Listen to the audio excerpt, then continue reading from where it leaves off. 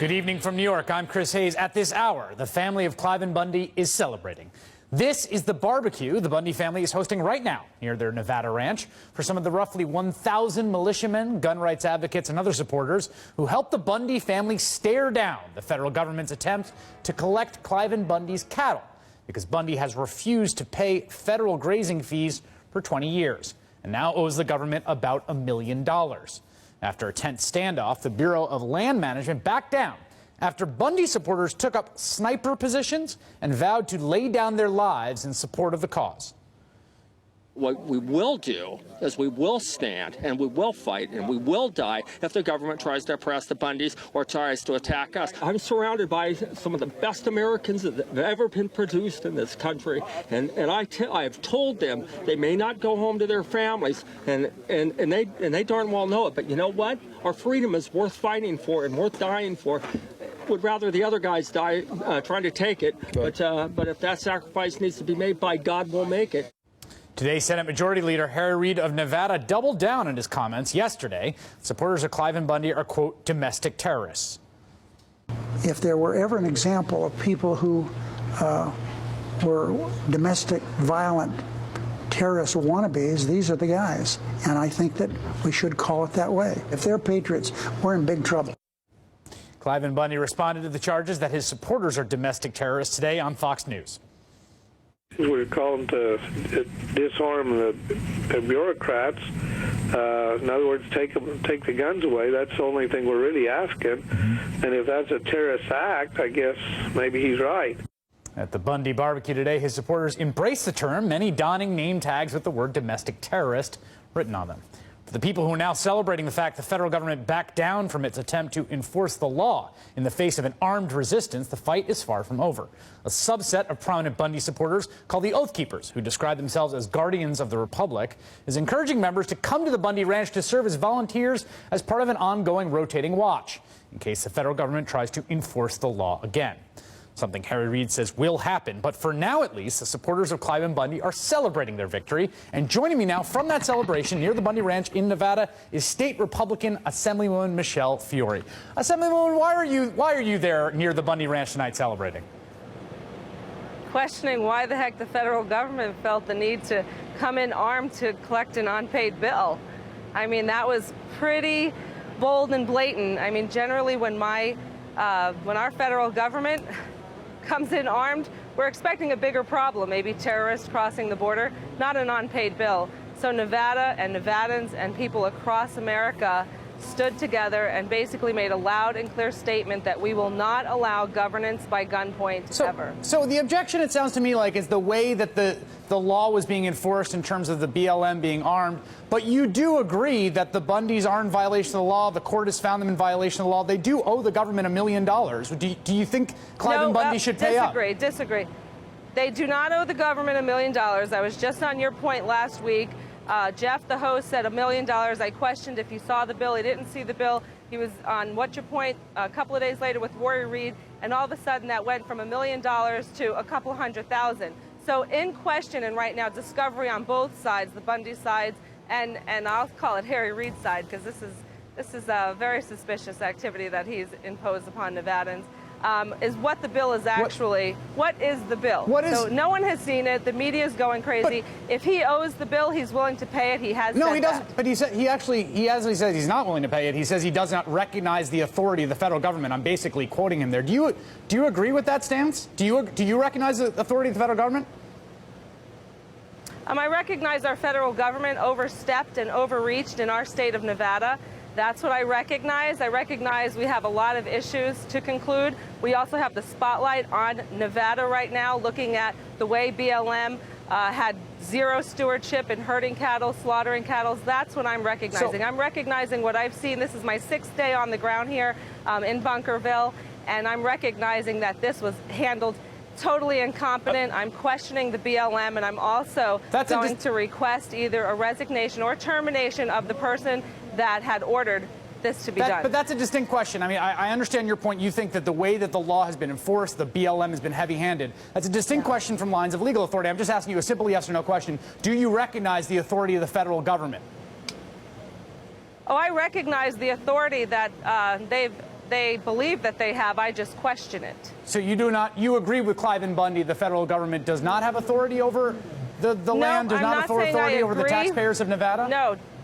Chris, don't put words in my mouth. I'm not saying I agree with Cliven Bundy. What I'm saying is the way this was handled is really suspicious. When in the heck do we send our federal government with arms to collect a bill? When do we do that? Well, there are a lot of people. When have we ever done that? I mean, if we literally sent our federal government to the borders to secure them against terrorist crossing, hey, I got that. But they want to come here with arms because cows are grazing? Here's the question, right? Chris, I'm sorry. I think here's you're the question, right? The principle that people are watching here, I just want to give you a view from outside Bunkerville, right?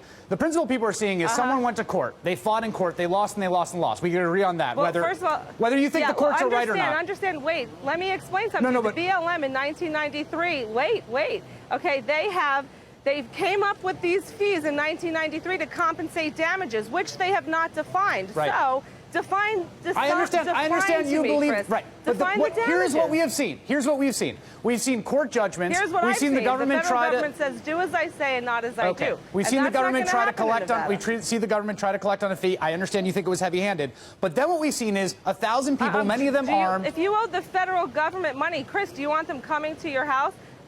Pointing guns at your wife and children? Is that okay with you? No. Because it's definitely not okay with me. It's not okay with Americans across is it okay with you? Across the United States. Is it okay with you if every rancher in the country stops paying their grazing fees?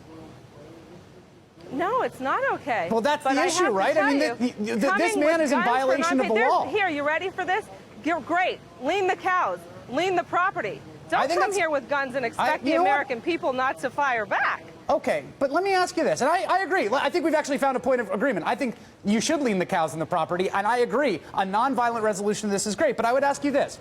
Someone who finds himself in a situation in which a loved one is being deported, they have exhausted all of their legal remedies, and they decide to have 1,000 people show up at their house with guns to stare down members of DHS to extract that person for deportation. Would you be standing at the barricades with them as well?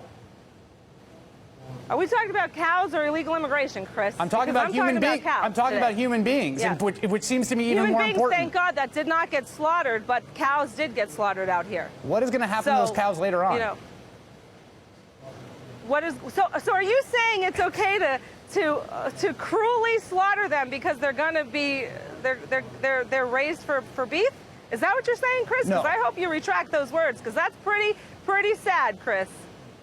No, don't put words in my mouth. I, of course, don't think that. Well, what are you saying? Oh, okay. Well, okay, thank you. Assemblywoman Michelle Fiore, thank you so much. Enjoy the barbecue.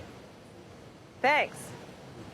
Joining me now, Mark Potok, Senior Fellow at the Southern Poverty Law Center, Editor-in-Chief of the Intelligence Report. Mark, seems to me pretty out of line to call these folks domestic terrorists. What do you think? Well, they are not quite domestic terrorists, not yet. But, you know, I mean, I've seen the pictures. They weren't merely sitting overlooking law enforcement officers with their sniper rifles. They had them trained, scoped rifles trained on the heads of law enforcement officials. I mean, you know, they were a split second away from real bloodshed, and bloodshed that was entirely provoked by the Bundys and the Bundy supporters. I mean, look, explain that. The supporters, as you just saw, one of the things the supporters say is they want to kind of divide two issues here. One is the legal issue, Cliven Bundy, and I've heard even the supporters say he has no leg to stand on legally. The other is that basically this was the heavy-handed federal government, that they came with guns, they mismanaged the whole thing. What do you say to the argument that the BLM basically provoked this entire thing? Well, I don't think it's true. I think we're talking about a man who is a thief, a man who has stolen $1 million, or whatever the precise amount might be, from the American people, from his fellow ranchers, all the ranchers all over this country who actually do pay their fees. You know, something else to respond to something the Assemblywoman said, you know, in fact, the jails, the prisons are full of people who have refused to pay their taxes for one reason or another. So, you know, yes, I think the optics were bad. I think coming in there with helicopters and police dogs was almost guaranteed to provoke this kind of reaction, especially because the whole operation was dragging on day after day after day. But, you know, at the end of the day, what these people are proposing is that we are not a nation of laws, that stealing money from other Americans is somehow a defense of the Constitution and liberty. You know, and this whole idea of county supremacy truth be told, is directly descended from groups like the Posse Comitatus, Right. racist, anti-Semitic, violent groups. That's where this whole ideology is coming from. Yeah, I've seen some reports from Reuters. There's a report from Reuters, and I've seen other reports put out by your group that basically this has energized the kind of militia movement.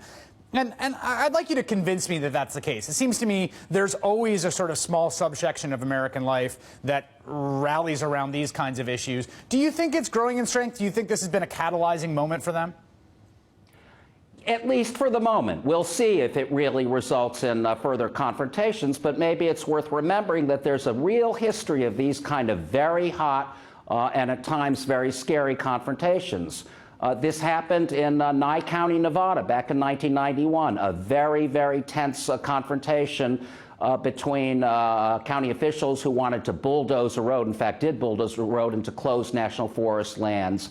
Happened in Catron County, New Mexico. I mean, this is all an outgrowth, really, of the Sagebrush Rebellion and the idea, the theory that the states should have control of these lands that, in fact, were first ceded by treaties with foreign governments, mostly, to the United States federal government. What do you predict? Will this? Yeah, what do you predict to happen next year? Well, my guess is, and it's merely a guess, is that the federal government will wait some months and hopefully will go in a much better and more rapid way than they did this time. The way they went in this time, there was so much time involved, so much time for these pictures of helicopters and police dogs and all the rest to get out, that it very much provided an opportunity for all of these people in militias and similar groups around the country who are basically itching to start a fight with the government. Mark Potok from the Southern Poverty Law Center. Always a pleasure. Thank you. Thank you. Coming up, the Census Bureau has been the authoritative source on data for this country for more than 224 years. Unbiased facts to measure markets for business and the farmer, the plans of school and health officials, the needs of local governments, facts to guide the lawmakers, facts from which a free people can count its gains and chart its future. For you cannot know your country unless your country knows you. That's true. This week, census officials said they are changing part of the survey. Now they are being accused of a conspiracy. I will explain ahead.